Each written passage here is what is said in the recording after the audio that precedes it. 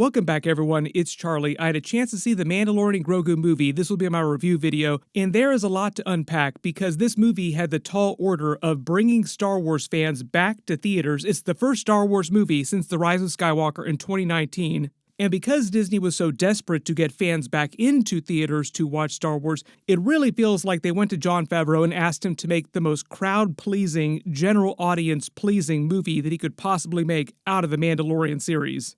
That is both a bad thing and a good thing depending on what kind of Star Wars fan and fan of the Mandalorian series you have been since it started.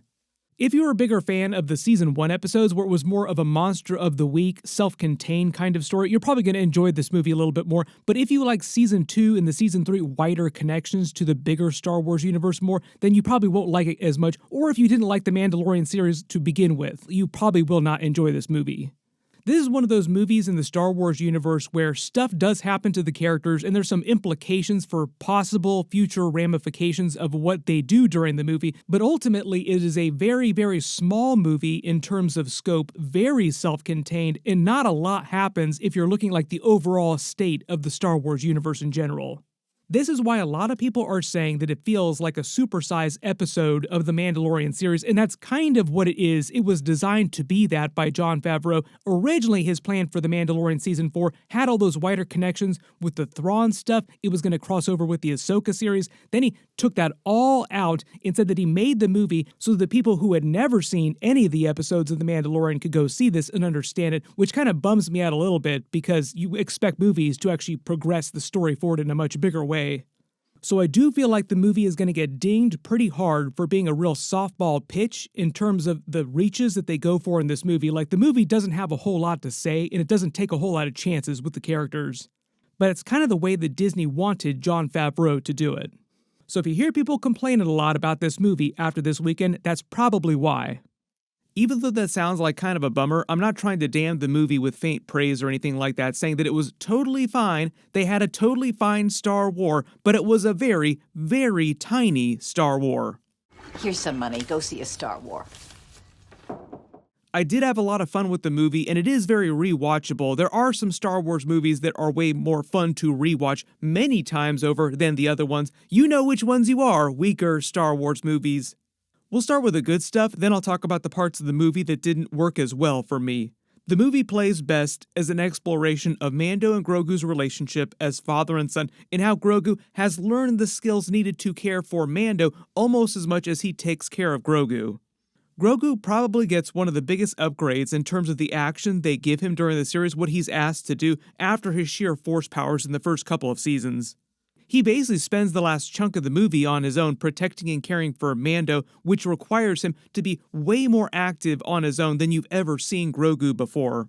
But it kind of feels like he could have done this a little while ago and they were just waiting to force him do this, make all the puns you want.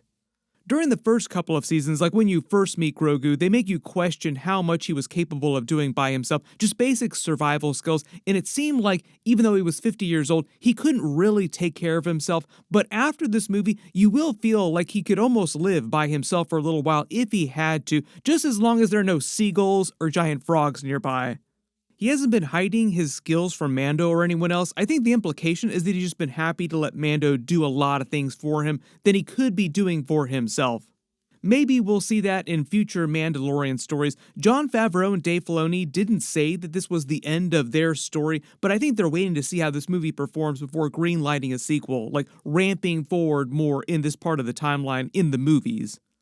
I did love seeing Mando go back to his classic badass self from the first 2 seasons. He wasn't as active in the overall story during Season 3. The movie felt more like a Season 1, Season 2 kind of Mando, who's a little more classic Boba Fett in The Terminator, laser-focused, super skilled, and they stop at nothing until they get their target, unless in the case of this movie, something happens to them like being poisoned and their young baby Yoda child needs to nurse them back to health. Grogu probably has the biggest character arc of any of the characters in the movie, next to Jeremy Allen White's Rod of the Hutt being the second. Mando doesn't really change or evolve that much during the movie. Like, he's the same guy at the beginning as he is at the end. His goals do not change from start to finish in the movie. Rada was a big surprise in the movie. He feels like more of a Dave Filoni character than a Jon Favreau character, even though Jon Favreau was more responsible for like the overall creative and the story of the movie than Dave Filoni was. Jabba requests that anyone who can help us find his kidnapped son send any information they have immediately. But when you think about Rada, you think about Clone Wars, and that's mostly a Dave Filoni thing. Dave Filoni has gotten most of the credit for bringing those animated Clone Wars characters into live action the past several years. Ahsoka, the Rebels characters, Thrawn, they're probably going to be more in the way. Embo is another big one during this movie. He was actually played by Dave Filoni during the Clone Wars, so Dave Filoni created the character, then voiced the character, and then did it again in live action. When it comes to Jeremy Allen White's Rada, they change his voice so much with post-processing to give it the weight of a Hutt speaking that you can still kind of tell that he's playing the character, but it doesn't sound exactly like he does on like The Bear or other TV series that he's been on recently or other movies. My only experience with Rada before this was the Clone Wars movie, which is basically a couple of episodes from season 1 that they edited together into a movie when Anakin and Ahsoka rescue him and return him as a baby to Jabba. There are a lot of references to that during the movie, so if you were a fan of the Clone Wars, you will have a little bit more fun, particularly with the Rada stuff and the Embo stuff. But they do play a lot of those Clone Wars moments for jokes in the movie, and they got a lot of laughs, even from the people in the theater I was watching the movie with who did not see Clone Wars. I already talked a little bit about Sigourney Weaver's Colonel Ward character in my last early review video. She is probably one of the biggest characters in the movie after all them and the Hutt twins, who are the real villains of the movie, not the Imperial Warlord or the Shadow Council that Mando is hired to go after that you thought might be the villains from all the trailers. Even though it seems like a lot of the movie were in the trailers, they were hiding some things for the actual movie itself, mostly that the Hutt twins are the actual villains of the film. But Sigourney Weaver has been a queen of the science fiction genre since Alien in the 70s, so she fits well into this movie. She feels like she was born to be in Star Wars, and it's kind of weird that she's been in so many big franchises at all the different studios, but not Star Wars up until now. She's pretty much done every single major franchise she could possibly do up to this point. Probably the only major thing she could do right now is being like a big DC movie. The Hutt twins also get a big upgrade in this movie from the Book of Boba Fett, but you also don't need to have seen the Book of Boba Fett to understand them either, but it does help a little bit. The movie feels like more of a Hutt movie than the trailers made it out to be and that we've ever seen in a Star Wars movie, so if you are a fan of Hutt lore, this movie does feel like it delivers on that pretty well. Most of the trailers just hyped up Mando's continued quest to capture the different members of Moff Gideon's Imperial Shadow Council, but those mostly felt like side quests in the movie. The real mission is just dealing with the Hutts. I was kind of disappointed in the way they completely abandoned Jabba's former criminal empire, the Hutt Empire, because of Rada's arc. He wants nothing to do with his father, Jabba's empire, but on a story level, it feels like if he wanted to help the New Republic, which he does during the movie, he could have been more used to them with his father's criminal empire working for him. Logically, it would have just made more sense for him to take over his father's criminal empire and use it for good than try to just help out the New Republic on his own. But it does kind of feel like this movie sets Rada up to be a much bigger character in this part of the timeline in Star Wars. And Hutts do live for a very long time, so Rada could still be alive in whatever future movies they do much later in the timeline too, along with Grogu's character being alive for a much, much longer period. If you were hoping to see them follow up on Thrawn or the events of Ahsoka Season 1, you will be disappointed. They said they moved all that stuff, like the heavy lore stuff, to Ahsoka Season 2, the wider interconnected stories of all the characters in this part of the timeline right now. Maybe we'll see Mando cross over at some point with them on the TV shows if they continue with those TV shows. But there is no real mention of any of that stuff in a meaningful way in this movie. That's when we say this movie feels like it's very, very small and very self-contained. I saw there were a lot of Embo fans on my trailer videos the last couple of months. Embo does get a couple really cool action scenes in this movie. Embo versus Mando was great, and he is a big part of the final battle in the movie.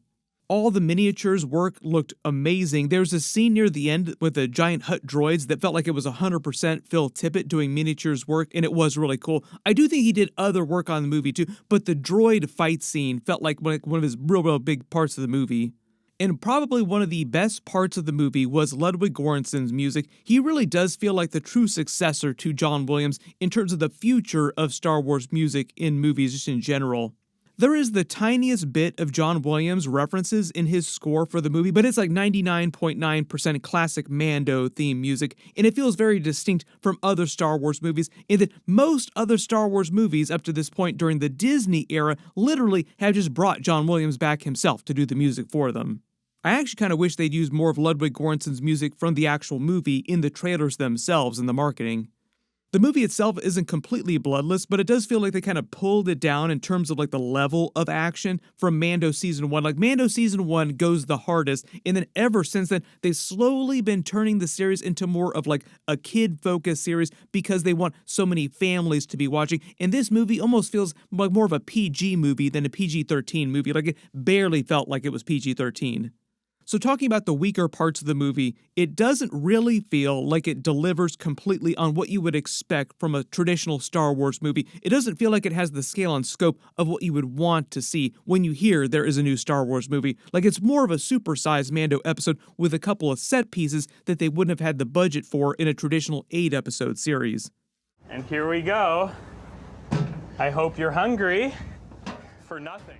Really good example of this are the locations, Nal Hutta, the ice planet, the New World Shukari. You also get to spend a lot more time on Adelphi base and Navarro spaceport. They feel way grander in terms of their size. The big final battle on Nal Hutta with the Hutt forces, the New Republic ships was pretty big. Whereas if it had been a regular series, you just would have seen way less of all those planets, fewer ships, fewer characters in general, and fewer pure CG characters like the Hutts in the movie. So technically, the movie was impressive in the way that all Star Wars movies feel like they're technically very impressive, but overall, the story felt like it was very thin, like barely enough there for a Star Wars movie. And it did very little to move the overall mythology of Star Wars forward in a meaningful way. There aren't any grand questions that you were asking that they answer in this movie. It was mostly just a fun romp, like a fun adventure serial, so I did enjoy the movie, like I had fun, and I will have fun rewatching it, but it feels like if they do another one, it just needs to have much higher stakes. But at least we do have Ahsoka Season 2 to look forward for all that stuff when it comes to answering a lot of the big questions that they dealt with during the Mandalorian series in Ahsoka Season 1. So they do plan to answer a lot of those questions, they just moved it all to Ahsoka Season 2. Once you guys do have a chance to see the movie, post your reactions in the comments below. We can get into deeper spoilers during my full breakdown Easter eggs videos.